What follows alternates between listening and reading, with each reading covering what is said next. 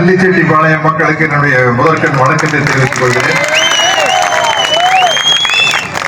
நமது திராவிட முன்னேற்ற கழக துணை பொதுச் செயலாளர் நாடாளுமன்ற உறுப்பினர் அன்புத்தம்பி ராசா அவர்கள் பேசியது அவர் முன்மொழிந்தால் நான் வழிமொழிகிறேன். ஏன்னா அதை விட டீட்டெயிலா பேச முடியாது. எவ்வளவு டீட்டெயிலா பேசுவார் பாருங்க. நம்ம ஒரு சூழ்ச்சி நடந்துட்டே இருக்கும். என்ன சூழ்ச்சினா பெரியாரையும் அம்பேத்கரையும் போதப்படணும். ஏன்னா இவர் பிற்படுத்தப்பட்டவங்களுக்கு தலைவராமா, அவர் தாழ்த்தப்பட்டவங்களுக்கு தலைவராமா, பட்டியலின மக்களுக்கு தலைவர், இவர் பிற்படுத்தப்பட்ட மக்களுக்கு மட்டும்தான் பெரியார் தலைவர் அப்படின்னு ஒரு மோதல் சிண்டு முடிஞ்சு விடுற வேலை தான் நம்ம ஆளுக்கு நல்லா சரியாவே இல்லை. இப்ப அந்த சிண்டை சுக்குரோட வெட்டி வீசிட்டு போயிட்டாரு தம்பி ராசா. எல்லா சிண்டுகளையும் வெட்டிட்டாரு. இனிமே சிண்டுபடி இருக்காங்க அவங்களுக்கு வாய்ப்பே கிடையாது. அவ்வளவு புள்ளி விவரத்தோட அருமையா பேசிட்டாரு. எனக்கு என்ன அதிசயம்னா, எனக்கு ஒரு கிராமத்தை பத்தி ரொம்ப பெருமையா பேசிட்டு இருப்பாங்க. நான் அமெரிக்கா போனப்போ சிகாகோல இருந்து நயாகரா வாட்டர் ஃபால்ஸ் போற வழியில ஒரு சின்ன கிராமம் இருக்குது. அந்த கிராமத்துலயே ஒரு ஏரோ போட்டு ஒருத்தர் படம் போட்டிருந்தாரு. அந்த படத்தை வந்து ஏற்கனவே நான் பார்த்ததுனால அவர் வந்து விஞ்ஞானி தாமஸ் ஆல்வா எடிசனுடைய படம் அப்படின்னு தெரிஞ்சிருச்சு. நான் வந்து என் கூட எங்க மச்சான் என் தங்கச்சி எல்லாம் வந்துருக்காங்க. ஐயோ வண்டி நிப்பாட்டுங்க, இது என்ன கிராமம் அப்படின்னா, இதாங்க தாமஸ் ஆல்வா எடிசன் பிறந்த கிராமம் அப்படின்னு. ஐயோ அங்க போலாங்க அப்படின்னா, இல்ல நயாகரா வாட்டர் ஃபால்ஸ் போறதுக்கு லேட் ஆயிரும். அங்க வந்து அந்த ஸ்லாட்னு சொல்லுவாங்கல்ல, இந்த மணில இருந்து இந்த மணிக்குள்ள அந்த ஒரு போட்ல ஏறிட்டு போனோம் அப்படின்ட்டு. அது ஃபால்ஸ் போனா போயிட்டு இருக்குதுங்க. முதல்ல நம்ம இந்த கிராமத்தை போய் பார்க்கணுங்க. ஏன்னா தாமஸ் ஆல்வா எடிசன் வந்து 200க்கும் மேற்பட்ட கண்டுபிடிச்சிருக்காருன்னு சொல்றாங்கன்னு சொல்லிட்டு அதை போய் பார்த்துட்டு அப்படியே வியந்து போய் உலகத்திலேயே ரொம்ப பெருமைக்குரிய கிராமம் அந்த தாமஸ் ஆல்வா எடிசன் பிறந்த அந்த சின்ன குக்கிராமம் தான் அப்படின்னு நினைச்சேன். இன்னைக்கு அதை விட சிறப்பான கிராமம் எதுன்னா நல்லிச்செட்டிப்பாளையம் கிராமம். இல்ல இது என்னன்னா, எப்பவுமே மக்களுக்கு ஐஸ் வைக்கிறதுக்காக இதெல்லாம் பேசுவோம். நடிகர் தானே கொஞ்சம் இந்த வேலையெல்லாம் நடக்கும். நம்ம மதுரைக்கு போனா மதுரை என்பது முத்தமிழ் வளர்த்த மதுரை அப்படின்பா. திருச்சிக்கு போனா மலைக்கோட்டை, எந்த ஊர்லயும் மலைக்கோட்டை திருச்சியில் இருக்கிறதுப்பா, அதுக்கு என்னப்பா பண்றது, அது நீயா பண்ண. இப்படி ஒரு விசாரத்துக்கு போனா மாம்பழம் பேசுறது அப்படி இல்லை. உண்மையிலேயே வந்து நல்லிச்செட்டிப்பாளையத்தை பாக்கியல இது ஒரு மாதிரி கிராமமா படுது. இந்த பெரியார் சிலையும் அம்பேத்கர் சிலையும் கிராமந்தோறும் இப்படி இனிமேல் என்ன இவங்க ரெண்டு பேர்த்தையும் ஜோடியா வச்சிடணும். அப்பதான் இந்த சிண்டு முடிகிற வேலை நடக்காது. இங்க ஒவ்வொரு விஷயத்தையும் வந்து அண்ணன் கோவை ராமகிருஷ்ணன் வந்து முதல்ல அவருக்கு தலையில் நிறைய முடி இருக்கிறத பார்த்து அவர் அண்ணனா தம்பியான குறைய குழப்பம். அப்புறம் அவருக்கு 75ஆவது பிறந்த நாள் வந்து வாழ்த்து கன்ஃபார்ம் பண்ணிட்டு, சரி அவர் நம்மளுக்கு அண்ணன் தான், இனிமே அண்ணன்ல கூப்பிட்டுலாம் அப்படின்னு. அதே மாதிரி ஆரிச்சாமி அடுத்த வருஷம் 80வது வயசு அவருக்கு வரப்போகுது. இது ஏன் நம்மளுக்கு நம்ம எல்லாம் ஏன் இவ்வளவு நாள் ரொம்ப நாள் உயிரோடு இருக்கிறோம் தெரியுங்களா? இந்த ஜப்பான்ல இப்ப ஒரு புக்கை எழுதியிருக்காங்க, இக்கிகை அப்படின்ட்டு. இக்கிகை அந்த ஒரு குறிப்பிட்ட ஊர்ல வந்து எல்லாருமே 100 வயசு தாண்டி வாழ்ந்துட்டு இருக்கிறாங்க. அதுக்கு என்ன காரணம்னா, அவங்களுக்கு வந்து பண நிறைவை விட மன நிறைவு ரொம்ப முக்கியம். அந்த மன நிறைவு வரும்போது நம்மளுக்கு சந்தோஷம் அதிகமாகுது. அந்த மகிழ்ச்சி, ஹாப்பி ஹார்மோன்ஸ் சொல்றோமே, அந்த செரட்டோனின், டோபமைன் அப்படி இப்படி எல்லாம் என்ன சொல்லுவாங்க, அதெல்லாம் சுரப்பதின் மூலமாக அவங்க நம்ம நாள் ஆயுசோட ரொம்ப நாள் உயிரோடு இருக்கிறாங்க. அது காரணம் வந்து மன நிறைவு தான். அந்த மன நிறைவு பெரியார் தொண்டர்களுக்கும் அம்பேத்கர் தொண்டர்களுக்கும் இருக்குது. அதனால்தான் பாருங்க, ஐயா வந்து 94-95 வயசு வரைக்கும் இருந்தார் ஐயா பெரியார் அவர்கள். இப்ப நம்ம ஆசிரியர் வீரமணி ஐயா வந்து 93 வயசாயிருச்சு. இப்ப பெரியார் தினத்துக்கு ஒரு நிகழ்ச்சிக்கு போயிருந்த தோழர் கனிமொழி அவர்களும் வந்திருந்தாங்க. ஆசிரியர், நானு, தோழர் கனிமொழி எம்பி அவர்கள் எல்லாம் உட்கார்ந்து பேசிக்கிட்டு இருந்தோம். தொண்டர்கள் வந்து ஐயா மேடை ரெடி ஆயிடுச்சு, நம்ம எல்லாம் போலாங்க ஐயா அப்படின்னா, நானு தோழர் கனிமொழி எம்பி அவர்களும் எந்திரிக்கையில கையை இப்படி ஊனி எந்திரிச்சா ஆசிரியர் அப்படியே டபக்கு எந்திரிச்சு கொடுக்கணும்னு ஓடுறாரு. அதுக்கு என்ன காரணம்? இந்த மனநிறைவு இருக்கிறதுனால தான் அந்த மகிழ்ச்சி. நம்ம வந்து இந்த சமூகத்துக்கு எதையாவது செய்யறோமே அப்படிங்கிற மகிழ்ச்சி. சினிமாவில் நடிக்கிற பண நிறைவு வரும், ஆனா மன நிறைவு இந்த மாதிரி நிகழ்ச்சிக்கு வரும்போது வரும். அதுலயும் மன நிறைவு வரும். எப்ப வரும்னா, பெரியார் மாதிரி ஒரு உருப்படியான படத்தில் நடிச்சோம்னா மன நிறைவு வரும். இல்லாட்டி வெறும் பண நிறைவு மட்டும்தான் வரும். அப்படி நிறைய பண நிறைவு வந்திருக்குது. மன நிறைவு வந்து வேதம் புரியுது. பெரியார் அமைதிப்படையில வந்து மோசமான ஒரு வில்லனா நடிச்சாலும் கூட இன்னைக்கு பல பேரை வந்து நீங்க அமாவாசை அடையாளம் இனிமேலையாவது அமாவாசைகளை அடையாளம் கண்டுபிடிங்க சாமிகளா. அமாவாசைகள் நாகராஜன் ஆக்கிட்டே இருக்காதீங்க, சரிப்பட்டு வராது. ஏன்னா கொஞ்சமாவது படிக்கணும், படிச்சு தெரிஞ்சுக்கணும். நம்ம அண்ணன் கோவை ராமகிருஷ்ணன் அண்ணன் அவர்கள் சொல்லும் போது சொன்னாங்க, மக்கள் தலைவர் எம்ஜிஆர் அவர்களை பற்றி சொன்னப்போ அவர் 19 வருஷம் அவரா திராவிட முன்னேற்ற கழகத்தில் இருந்தாரு. அவருடைய படங்கள்ல பூரா தந்தை பெரியாருடைய கொள்கைகளை, அண்ணாவுடைய கொள்கைகளை, இன்னும் சொல்ல போனா பொதுவுடைமை சித்தாந்தங்களை நிறைய பரப்புனார். கம்யூனிஸ்ட் கட்சி விஷயங்கள் வந்து நிறைய பரப்புனாரு. அப்படி அப்படி அவருக்கு ஒரு வரலாறு இருக்குது. இப்ப என்னன்னா, நம்ம வந்து மிகப்பெரிய ஒரு போராட்டம், உத்வேகம், வேகம் எல்லாம் என்னுடைய கணிப்பு சரியா இருந்தா அண்ணா ராமகிருஷ்ணன் கிட்ட கேட்கணும். 67 வரைக்கும் ஒரு வேகம் இருக்கு. 1967 திராவிட முன்னேற்ற கழகம் ஆட்சிக்கு வர வரைக்கும் ஒரு வேகம் இருந்தது. அப்ப இருந்த காங்கிரஸ் கட்சி வந்து பண்ணையார் கட்சி, மிட்டாமராஸ் கட்சி, ஜமீன்தார் கட்சி. என்ன எங்க சொந்தக்காரங்க பூரா அங்க மந்திரியா இருப்பாங்க, எம்எல்ஏவா இருப்பாங்க. தம்பி ஆராசா சொன்ன மாதிரி நிலவரம் இருக்கு, வில்லு மண்டி இருக்கு, ரேக்லா ரேஸ் ஓட்டுவாங்க. ஆனா யாருக்கு படிப்பறிவு கிடையாது. எல்லாம் வந்து அந்த கித்தாப்பிலேயே சுத்திட்டு இருக்கிறாளுங்க. அவங்க தான் வந்து காங்கிரஸ் கட்சி இருப்பாங்க. அதுக்கு முன்னாடி இருந்த போராட்டம் வந்து ரொம்ப வேகமா இருந்தது. 1967 திராவிட முன்னேற்ற கழகம் ஆட்சிக்கு வந்த பிறகு அதுல வந்து நம்ம தான் இடத்த பிடிச்சிட்டோமே அப்படின்னு ஒரு சின்ன மெத்தனம் வந்தது. அப்போ வந்து நம்ம திராவிடர் கழக தோழர்கள் மட்டும் கருத்தியல் நல்லா முன்னெடுத்துக்கிட்டு போனாங்க. திராவிட முன்னேற்ற கழக தோழர்களும் முன்னெடுத்துக்கிட்டு போனாங்க. இருந்தாலும் கூட அது என்ன ஆச்சுன்னா, ஆட்சிக்கு வந்து நம்மளுக்கு ஒரு பெருமை வந்தது பாருங்க. அண்ணா முதலமைச்சரா உட்கார்ந்தப்போ எல்லாரும் சொல்லுவோம், அண்ணா அமர்ந்தார் தமிழ்நாடு எழுந்தது. அதுக்கப்புறம் தலைவர் கலைஞர் அண்ணா 1 இயர்ல இருந்துட்டு போயிட்டாரு பாவம். கலைஞர் வந்ததுக்கு அப்புறம் நிறைய சமூக சீர்திருத்த, சமூகத்துல வந்து பிற்படுத்தப்பட்டவங்க, தாழ்த்தப்பட்டவங்க, பட்டியலின மக்கள் மேல வரணுங்கிறதுக்காக பல விதைகளை விதைச்சாரு. சட்டங்களாக விதைத்தார். பெண்களுக்கு சொத்துரிமை, பட்டியலின மக்களுக்கான உரிமை, பிற்படுத்தப்பட்ட மக்களுக்கான உரிமை, இதை வந்து எல்லாம் விதைச்சு அந்த விதைகள் எல்லாம் இன்னைக்கு வளர்ந்து பெரிய பெரிய மரமா நிக்குது. அப்படி நிற்கும் போது நம்மளுக்கு வந்து ஏன் நம்ம இந்த பொசிஷன்ல வந்தோம்? தம்பி ராசா பேசிட்டு போனார் பாருங்க, அமெரிக்கால லண்டன்ல இத்தனை பேர் இருக்கணும்னா ஏன் வந்தோம் அப்படிங்கிறது நம்ம யாருக்கு சொல்லி கொடுக்காம விட்டோம். நம்ம சொல்லி கொடுக்காம, ஆஹா என்னப்பா வந்தாச்சுப்பா, நம்ம உட்கார்ந்தாச்சுப்பா, இனிமே நம்ம ஆட்சிதான்ப்பா அப்படின்னு சொல்லி கொடுக்காம விட்டோம். அதனுடைய ஒரு சின்ன செட்பேக் தான் இது. சின்ன செட்பேக் தான், அவ்வளவுதான். இப்ப வந்து கிளம்பிட்டாங்க பாருங்க, ஜென்ஸ் டிஎம்கே அப்படின்னு ஆரம்பிச்சு பிச்சை எடுக்கிறாங்க.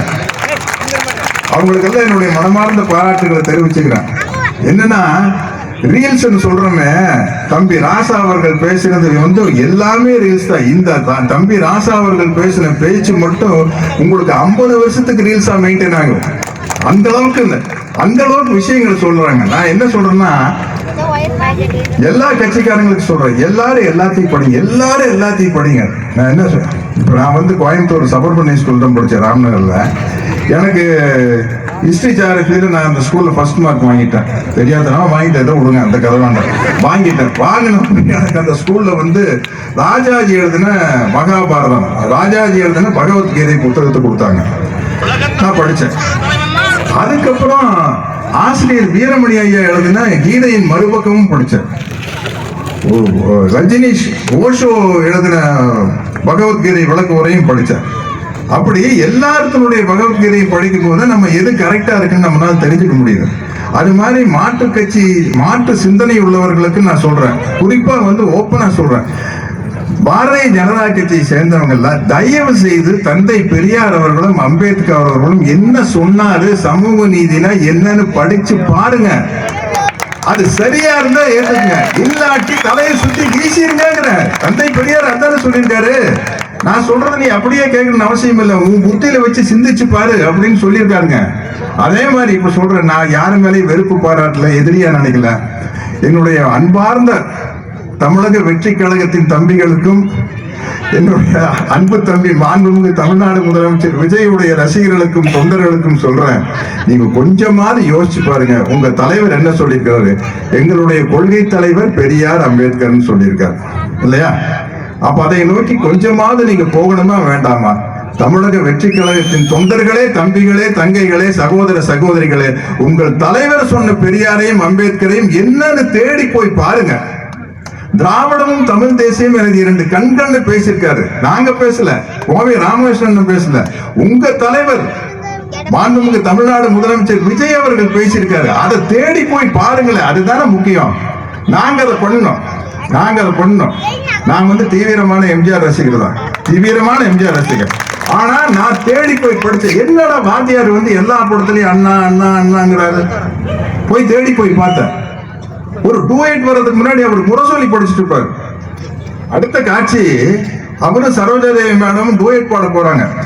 சரோஜாதேவி மேடம் வர்றதுக்காக பார்க்கல பாண்டியார் வெயிட் பண்ணுவாரு. வெயிட் பண்ணி என்ன பண்ண அவரு ஏதாச்சும் ஒரு பூவை எடுத்து வச்சு சுத்திட்டு இருக்கலாம்ல, முரசொலி படிச்சுட்டு உட்காந்துருப்பாரு. லவ் பண்ண போற ஆளு முரசொலி உட்காந்து படிச்சுட்டு இருப்பாரு. இல்லையா நம்ம வாத்தியார வந்து லவ் பண்ற பாட்டு பாடுறதுக்கு முன்னாடி பார்க்கல உட்காந்து முரசொலி படிச்சுட்டு இருக்காரு. அது என்னையா முரசொலி அப்படின்னா, ராம்நகரில் நான் வாழ்ந்த பகுதியில் வந்து ரசிகர் மன்றம் தான். அப்போ ரசிகர் மன்றமும் கொள்கை சார்ந்த மன்றமும் ஒன்னா இருக்கும். ஒரு பக்கம் கருணை கடல் எம்ஜிஆர் ரசிகர் மன்றம், நாவலர் படிப்பகம். அந்த பக்கம் கலைக்கடல் சிவாஜி கணேசன் ரசிகர் மன்றம், கர்ம வீரர் காமராசர் படிப்பகம். இதுக்குள்ள வந்து நிறைய புத்தகங்கள் வாங்கி போட்டிருப்பாங்க. ஒரு கேரம் போர்டு இருக்கும், கேரம் போர்டு விளையாடலாம். சாயந்தரம் போனா அந்த புத்தகங்கள் எல்லாம் படிக்கலாம். அப்படி வந்து நாங்க வந்து ரெண்டு மன்றத்தில் இருக்கிற நண்பர்களா இருப்போம். நண்பர்களா இருக்கையில காங்கிரஸ் சார்ந்த விஷயங்களுடைய பத்திரிகை எல்லாம் அந்த பக்கம் இருக்கும். திராவிட முன்னேற்ற கழக பெரியார் சிந்தனைகள் சார்ந்த பத்திரிகை எல்லாம் இந்த கருணை கடல் எம்ஜிஆர் ரசிகர் மன்றத்தில் இருக்கும். அந்த பக்கம் கலைக்கடல் சிவாஜி ரசிகர் மன்றத்தில் அதெல்லாம் இருக்கும். இதையெல்லாம் போய் தேடி படிப்போம். அதனால்தான் சொல்றேன், தமிழக வெற்றி கழகத்தின் தம்பிகளும் தங்கைகளும் நண்பாக்களும் நண்பிகளுக்கும் சொல்ற, தயவு செய்து நீங்க தேடி போய் படிங்க. நான் சொல்லல, நான் ஒரு ஜுஜிபி உங்க தலைவர் சொல்லியிருக்காரு. தயவு செய்து போய் பாருங்க. ஏன்னா அந்த பேரை மட்டும் கேட்டா பத்தாது, அந்த பேருக்குள்ள என்ன இருக்கு அப்படிங்கறத நம்ம தெரிஞ்சுக்கணும். இதுதான் நான் உங்களுக்கு வைக்கிற ஒரு அன்பான வேண்டுகோள். இதை நீங்க தெரிஞ்சுக்கும் போது இன்னும் நீங்கள் வந்து பக்குவப்படுவீங்க, பண்படுவீங்க, மேலும் மேலும் வாழ்க்கையில முன்னுக்கு வருவீங்க. இந்த சமூகம் இந்த நிலைமைக்கு வருவதற்கு தந்தை பெரியார் அவர்களும் அண்ணல் அம்பேத்கர் அவர்களும் எந்த அளவுக்கு பாடுபட்டாங்க. இனிமேல் இந்த பிரித்தாளும் சூழ்ச்சி நடக்கவே கூடாது. அம்பேத்கர் என்பவர் பட்டியலின மக்களின் தலைவர், பெரியார் பிற்படுத்தப்பட்ட மக்களின் தலைவர் என்ற பேச்சுக்கே இடம் இருக்கக்கூடாது. அவர் இவருக்கு தலைவர், இவர் அவருக்கு தலைவர். கோவை ராமகிருஷ்ணன் சொன்னது போல, அங்க மகாராஷ்டிரால பெரியார் அவர்கள் பிறந்திருந்தால் அண்ணல் அம்பேத்கராக இருந்திருப்பார். அண்ணல் அம்பேத்கர் ஈரோட்டில் பிறந்திருந்தா பெரியாரா இருந்திருப்பார். இன்னும் சொல்ல போனா ரெண்டு பேரும் ஜெர்மன்ல பிறந்திருந்தா காரல் மார்க்ஸா இருந்திருப்பாங்க. காரல் மார்க்ஸ் இங்க பிறந்திருந்தா பெரியாராகவும் அம்பேத்கராகவும் இருந்திருப்பாரு. அந்த சூழ்நிலையின் காரணமாக ஏற்பட்ட போராட்டங்கள் தான், அதனுடைய வடிவங்கள் தான். அங்க வெளிநாட்டுல வந்து ஏழை பணக்கார பிரச்சனை தான் இருக்குது, முதலாளி தொழிலாளி பிரச்சனை தான் இருந்தது. அதனால மார்க்ஸ் அவர்கள் வந்து வர்க்கத்தை மட்டும் முன்னெடுத்தார். மார்ட்டின் லூதர் கிங் பிறந்த ஊர்ல நிறவெறி இருந்தது, அதனால வந்து அதுக்கு முக்கியத்துவம் கொடுத்தாரு. மார்ட்டின் லூதர் கிங்கனுடைய வரலாற்று உள்ள படிச்சு பார்த்தீங்கன்னா நிச்சயமா பெண் விடுதலை பத்தி பேசியிருப்பாரு. ஆனா எது முன்னாடி வந்து நிக்குதுன்னா, அங்க இருக்கிற கள பிரச்சனை வந்து முன்னாடி வந்து நிக்குது. இதுதான் விஷயம், வேற ஒண்ணுமே இல்லை. இன்னும் சொல்ல போனா நம்மளுடைய தோழர்கள், அப்புறம் இத சொல்றேன் பாருங்க, சினிமாவில் நடிச்சா பண நிறைவு, இங்க வந்தா மன நிறைவுன்னு. அந்த பண நிறைவு ஓரளவுக்கு இருக்குது. அதனால இங்க தந்தை பெரியார் சிலையை, அம்பேத்கர் சிலையை வைக்கிறதுக்கு ரொம்ப சிரமப்பட்டாங்க. அதனுடைய அந்த கலெக்ஷன் பண்றதுக்கு ரொம்ப சிரமப்பட்டாங்க சொன்னாங்க. இனிமே எங்கேயாவது தந்தை பெரியார் சிலை, அண்ணல் அம்பேத்கர் சிலை வைக்கிறோம்னா தயவு செய்து எங்கிட்ட வாங்க. இது ஏன்னா வந்து பண நிறைவு வரும் போகும். நாளைக்கு நான் வந்து எனக்கு திடீர்னு நம்ம ஏன் அந்த காலத்துல நான் ஹீரோவை நடிச்சு பார்த்தாங்களே ஜனங்க, வால்டர் வெற்றிவேல், அமைதிப்படை, திருமதி பஞ்சன், மாமன் மகள், தாய் மாமன், மறுபடியும் ஏன் நான் ஹீரோவை நடிக்கூடாது நானே என்ன வச்சு ஒரு படம் எடுத்துன்னு வச்சுங்களேன், பண நிறைவு அவுட்டு நோய்தாகி போயிடும். ஆனா அந்த மன நிறைவு வந்து அது பர்மனன்ட், அது அப்படியே இருக்கும், அது அப்படியே இருக்கும். இன்னைக்கும் வந்து என்ன எங்களுக்கு, எனக்கு நண்பன் மணிவண்ணனுக்கு என்ன மன நிறைவு, என்ன மன நிறைவு? கோயம்புத்தூர்ல ஐயா பெரியார் சிலையை நாங்க ரெண்டு பேரும் சேர்ந்து வச்சோங்கிறது தான் மன நிறைவு. அந்த மன நிறைவு மாறவே மாறாது. மன நினைவு மாறிடுங்க. எத்தனையோ பேர் எனக்கு தெரியும், சினிமாவில் என்னுடைய நண்பர்கள் வந்து பிற்காலத்தில் வந்து படம் எடுத்து கஷ்டப்பட்டு எவ்வளவோ சிரமத்துக்கு ஆளாயிருக்காங்க. இந்த மன நிறைவு வந்து வாழ்க்கையில் ரொம்ப முக்கியம். அதுக்காக சொல்றேன். இன்னும் சொல்ல போனா நம்முடைய தோழர்கள் வந்து எங்கேயாவது ஒரு இடத்துல பிபி சிங் அவர்களுக்கு ஒரு சிலை வைப்பதற்கான ஏற்பாடு செய்ய வேண்டும். ஏன்னா இவங்களை பத்தி எல்லாம் மக்கள் தெரிஞ்சுக்கணும். இப்போ வந்து வடநாடு தென்னாடுங்கிறது இல்லை. உங்களுக்கு ஷாருக் கான், சல்மான் கான், ஆமீர் கான் பத்தி தெரியுமில்ல? அப்ப ஜோதிராவ் பூலே, சாவித்திரிபாய் பூலே பத்தி தெரியுமா வேண்டாமா? இல்லையா? அது தெரியணும்னா ஒரு சின்ன அளவிலையாவது அவங்களுக்கு ஒரு மார்புல ஒரு சிலையை வச்சு அவங்களுக்கு கீழே இவர்கள் யார், இவர்களுக்கு ஏன் சிலை வைத்திருக்கிறோம் அப்படிங்கறத எழுதி வைக்கணும். அப்படிங்கிறது ஒரு முக்கியமான விஷயம். அதே மாதிரி இந்த படிப்பகம் தொடங்கினீங்க பாருங்க, அது ரொம்ப நல்ல விஷயம். ஒவ்வொரு ஊர்லயும் வந்து படிப்பகம் இருக்கணும். இப்ப படிக்கிற பழக்கம் போயிருச்சு, எனக்கே போயிருச்சு படிக்கிற பழக்கம். யூடியூப்ல கேட்டு கேட்டு அது பழகிருச்சு. கார்ல போகையில கேட்கறது, வாக்கிங் பண்ணும் போது கேட்கறது, எக்ஸசைஸ் பண்ணல கேட்கறதுன்னு சொல்லி கேட்கிற பழக்கம் அதிகமாயிருச்சு. அதனால இந்த ஊடகங்களை வந்து நாம ரொம்ப சிறப்பா பயன்படுத்திக்கணும். இப்ப ஜென்சி கிட்ஸ்ங்கிற பேர்ல இறங்கி ரொம்ப ரொம்ப நல்லா பண்ணிட்டு இருக்கிறாங்க. அதை தொடர வேண்டும். நிறைய யூடியூபர்ஸ் வந்துட்டாங்க. இங்க தோழர் இஷானா அவர்களை பார்த்தேன். எனவே பேசுவோம். தோழர் சூப்பர், ஹேட்ஸ் ஆஃப், பிச்சு எடுக்கிறீங்க. இது மாதிரி பல இஷானாக்கள் உருவாக வேண்டும் ஆசைப்படுறேன். ஏன்னா இல்ல அது என்னன்னா, நம்ம ட்ரையா பேசி பிரயோஜனம் இல்லைங்க. ஒரு விஷயத்தை வந்து இறங்கி காமெடியில கலோக்கியில வச்சு அடிக்கணும் பாருங்க, அப்பதான் அது உள்ள போய் ஏறும். அதைத்தான் வந்து கலைவாணர் NSK பண்ணாரு, அதைத்தான் நடிகவேல் MR ராதா பண்ணாங்க, அதைத்தான் நண்பர் மணிவண்ணன் கூட சேர்ந்து நானும் கவுண்டமணியன் எல்லாம் பண்ணிட்டு இருந்தோம். அப்படி கொண்டு போய் சேர்க்கணும். அப்படி அது ரொம்ப முக்கியம். ஏன்னா இந்த காலகட்டத்தை பார்த்து யாரும் பயந்துக்க வேண்டாம், அப்செட் ஆகிட வேண்டாம், என்னடா இப்படி ஆகி போச்சு அப்படின்னு நீங்க நினைக்க வேண்டாம். இல்ல அவங்களை நாம் கற்பிப்போம். கற்பி ஒன்று சேர் புரட்சி செய், அதைத்தான் அம்பேத்கர் சொன்னாரு. கற்பிக்காமல் ஒன்று சேர்த்தால் அது புரட்சியாக இருக்காது, வன்முறையாக இருக்கும். அது ரொம்ப ரொம்ப கவனமா இருக்கணும். ஆகவே இந்த 2 கண்கள் தந்தை பெரியார் அவர்களும் அண்ணல் அம்பேத்கர் அவர்களும், அதற்கு வந்து இந்த நல்லிசெட்டிபாளையம் வந்து ஒரு மாதிரி கிராமமா இருக்குது. அதுக்கு உங்களுக்கெல்லாம் கோடானு கோடி கும்பிடு நான் போட்டுக்கிறேன். உங்களுக்கு தான் நான் இந்த நிகழ்ச்சியில சேர்த்துக்கிட்டு எனக்கு ஒரு மிகப்பெரிய மனநிறைவை ஏற்படுத்தி கொடுத்த இந்த கிராம மக்களுக்கு நன்றி. தந்தை பெரியார் திராவிடர் கழகத்தினுடைய அத்தனை தோழர்களுக்கும் நன்றி. ஏன்னா இன்னைக்கு ஒரு தந்தை பெரியாருடைய தொண்டர் வந்து நாமக்கல்ல 106 வயசு, 104 ஒத்தனூர் சண்முகம் 104. அண்ணன் ராமகிருஷ்ணன் அவர்களுக்கு வந்து 104 ஆகிறதுக்கு இன்னும் டைம் இருக்குது. 1000 அவருக்காக, ஆரிசாமி அண்ணனுக்கு 1000, மற்றும் உள்ள தந்தை பெரியார் தோழர்கள் அத்தனை பேருக்கு வந்து 1000. ஏன் அவங்க எல்லாம் அப்படி வாழ்த்தோம்னா எனக்கும் ஆகுன்னு ஒரு ஆசை தான். ஏன்னா பெரியாருடைய தொண்டனும் போது ஒரு கெத்து இருக்குது இல்ல. இப்ப மகிழ்ச்சிங்கிறது என்ன? மகிழ்ச்சிங்கிறது வந்து காலரை தூக்கி விடுறதுதான் மகிழ்ச்சி. நான் பெரியாருடைய தொண்டர்கள் காலரை தூக்கி விட்டுக்கிறேன். நான் இந்த சினிமால செத்து போற மாதிரி சீன் எடுத்தாங்கன்னா அந்த காமெடி எல்லாம் உங்களுக்கு தெரியாதா? ஜாலியான விஷயம். செத்து போன மாதிரி ஒரு சீன் எடுத்தாங்கன்னா அதுக்கப்புறம் கேமரா பார்த்து சிரிக்கணும். ஏன்னு சொல்லுங்க, இல்லாட்டி நம்ம நிஜமாவே செத்து போயிடுவோம். அதனால அங்க ஆர்ட் டைரக்டர், ஆர்ட் அசிஸ்டன்ட் வந்து கரெக்ட் ரெடியா ஒரு தேங்காய் வச்சுட்டு இருப்பாரு. நம்ம சிரிக்கணும், கேமரா பார்த்து நம்மளுக்கு சுற்றி போட்டுருவாங்க. நான் இப்ப சமீபத்தில் ஒரு படத்துல நிறைய படத்துல சேர்த்துக்கிறேன். ஒவ்வொரு தடவையும் கூப்பிட்டு சொல்லிடுவேன், தயவுசெய்து தேங்காய் எல்லாம் ரெடி பண்ணிடாதீங்கப்பா, I am a proud Periyarist.